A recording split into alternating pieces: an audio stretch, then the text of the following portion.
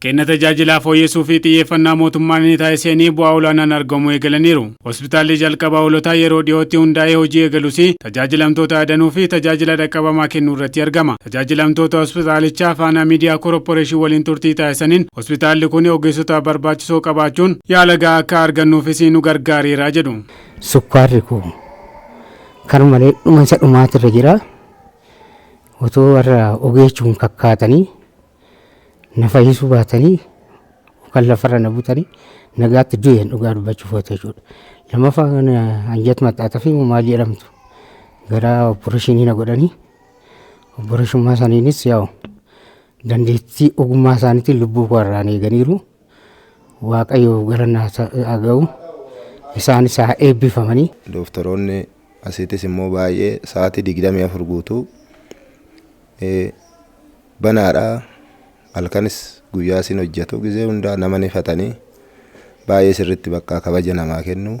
Doktoroonni kun afaan keenyan nutti haasa'anii nu fayyisuu isaanii baay'ee gammachuu guddaa nutti dhagahame jechaadha asitti. Tajaajiloonni hospitaalichaatti kennamanii damee danuu ta'uu isaatiin deddeebii hospitaala birootti taasifnu nurraa hambiseeraas kaasu. Xeenaa xaabaa deemeen dura አጫስ አከጅሩ ሪፈሪና በሬሳ አሲት ድፋኒ በሬዳ በሆስፒታሉ ያዩት ነገር እጅግ በጣም ደስ የሚልና ተጃጅል አኔ ሆስፒታልቻት ተርገድ ባዬ ከነማ ገመቺሱዳ ኬሱማ ዶሊን ኡልፋ ተጃጅል አርገቹ ፍረኮም ቶኮ መሌ ገረ ከነ ድፋኒ ተጃጅል አርገቹ ደንደው አኒስ ተጃጅል ገሃ አርገድ እንጅራ ያላ በቀቅሰኔ ያሉ ኢሳኒስ ባዬ ጋሪዳ ሀሊ ነገኘሳስ አመንሲሳ ከናፍ ከነ ተጃጅል ሳኒ ሆስፒታልቻ ባዬ እንገለተ ይፈዳ ሆስፒታሉን እጅግ በጣም አርገ አመሰግናለሁ። Ogeessonni hospitaala jalqabaa hoolotaa kenne tajaajila hospitaalichaatti kennamu sadarkaa isaa kan eeggatee fi humna qabnu hunda fayyadamuun hojjetaa jirra jedhu.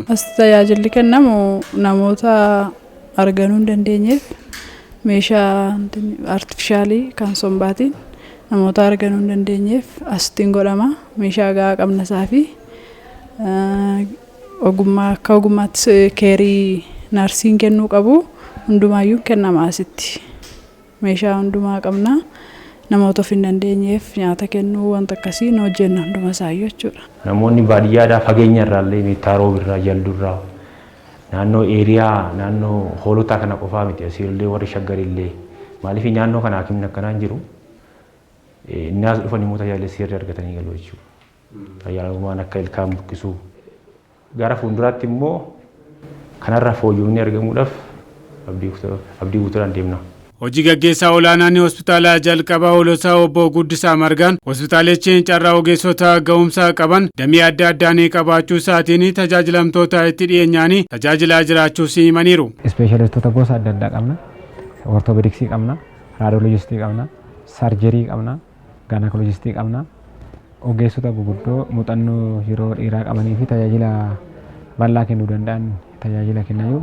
Tajaajilli kanaan wal qabatee tajaajilli laaboraatoorii sarvisii, keemistirii, CBC, paarasitooloojii fi akka piraayimerii hospitaala tokkotti standaardii isaa kan eegee hojjetaa jira. Tajaajila faarmaasii dhiyeessii qorichoota adda addaa, tajaajila dhukkuba ciibsanii yaaluu opereeshinii warri sarvisii ICU, tajaajila emerjensii sa'aatii 24 yookiin balaa tasaa 24 hojjetaa jira. Sadarkaa hospitaalichaa ol guddisuu fi kenna tajaajila kennamu caalaa dhaqqabamaa taasisuu fi hojii babal'isuu fi sadarkaa hospitaalichaa fooyyessuu fi hojjetamaa jiraachuu obbo Guddisaan eeraniiru. Hospitaalli kun sadarkaa jalqabaatiin itti fufuun rakkoodha waan ta'eef kenna tajaajilaa gahaa ta'e argachuudhaaf gaafa jeneraal hospitaal yookiin immoo hospitaala waliigalaa ta'e uumamaan dabala, baajaniin dabala, kutaan dabala.